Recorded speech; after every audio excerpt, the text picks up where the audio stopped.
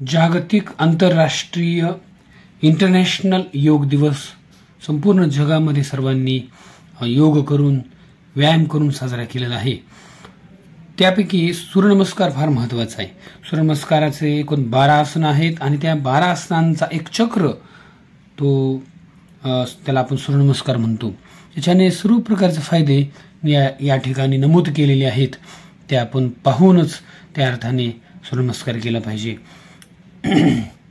खरं तर प्रत्येक व्यायाम महत्त्वाचा लक्षात घ्या। दुसरा जो व्यायाम आपण या ठिकाणी करणार आहोत तो म्हणजे आकाश दर्शन। शब्दाप्रमाणे शब्दाच्या अर्थाप्रमाणे जर पाहिलं आकाशाचं दर्शन या ठिकाणी करायचं आहे। पायामध्ये अंतर घ्यायचं आहे 1.5 ते 2 फुटाचा आणि हाताने स्पर्श करायचा गुडघ्यांना ह्याला अंगुठ्याला स्पर्श करून या ठिकाणी हे व्यायाम करायचा आहे आकाश दर्शन। याच्याने मणक्याचा कमरेचा त्याचबरोबर खांद्याचा सुद्धा व्यायाम होत असतो। त्यामुळे हा उत्तम असा व्यायामाचा एक प्रकार आहे ते म्हणजे आकाश दर्शन। आता आपण आसन करणार आहोत। त्याला सर्वात पहिलं आसन आहे ते म्हणजे वृक्षासन। झाडाप्रमाणे खरं तर हे आसन याचं नाव आपण या ठिकाणी म्हणूया। तर दोन्ही हाताने वर न्यायचे, डावा पाय उजव्या पायावरती ठेवायचा आहे आणि खूप उत्तम असं हे आसन आपल्याला या ठिकाणी सहजपणे करता येणार आणि सर्वांनी हे आसन केलं पाहिजे। सर्वच आसन महत्त्वाची लक्षात घ्या। आपल्या आवश्यकतेनुसार ते आसन केलं पाहिजे। पुढील आसन आपल्याला करायचं आहे ते म्हणजे जानुशिरासन। जानु म्हणजे गुडघा आणि शिर म्हणजे डोकं।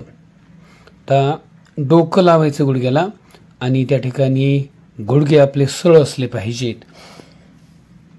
पाठीचा व्यायाम होतो, मणक्याचा व्यायाम होतो। मणक्याचे आजार बऱ्याच जणांना होताना दिसतात। त्याला कारण काय आहे तर व्यायाम त्या ठिकाणी करत नसल्यामुळे आहे आणि हे जर आसन जर आपण करू लागलो तर फायदा होतात। मी सगळे आसनांची त्या ठिकाणी फायदे नमूद केलेले आहेत। पुढचं आसन आहे गरुडासन, ईगल पोज याला म्हणतात।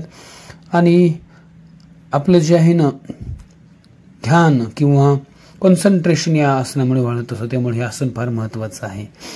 आणि पुढचं आसन आपल्याला करायचं आहे त्रिकोणासन, ट्रायंगल पोज ज्याला आपण म्हणतो। अगोदर डावीकडे वाकायचं आहे आणि वरचा हात कानावरती ठेवायचा आहे। खूप चांगला चांगलं हे आसन आहे। आपल्या शोल्डरला सुद्धा याने फायदा होतो। आपली बॉडी पार्ट्स जे आहेत त्या सगळ्यांना फायदा होताना दिसतो आणि दोन्ही बाजूने करायचं। खरं तरी डावीकडून पण करायचं आहे आणि उजवीकडून पण करायचं आहे। दोन्ही पद्धतीने दोन्ही बाजूने आपल्याला हे आसन करणं गरजेचं आहे। पुढचं आसन करणार आहोत आपण उत्कटासन। अर्ध बसायचे, चेअर पोज म्हणतात त्याला। खरं तर खूप छान आसन आहे। आपण विद्यार्थ्यांनी सर्वांनीच हे आसन केलं पाहिजे। पुढचं आसन आपण करणार आहोत पदांगुष्ठ पद्म उत्कटासन। विद्यार्थ्यांनी हे आसन जर केलं तर त्यांचं कॉन्सन्ट्रेशन वाढतं आणि मन केंद्रित होतं, अभ्यासाला मन लागतं। खूप असे फायदे या पदांगुष्ठ होत आहेत। सर्वांनी धन्यवाद सर्वांचे। पुढील भाग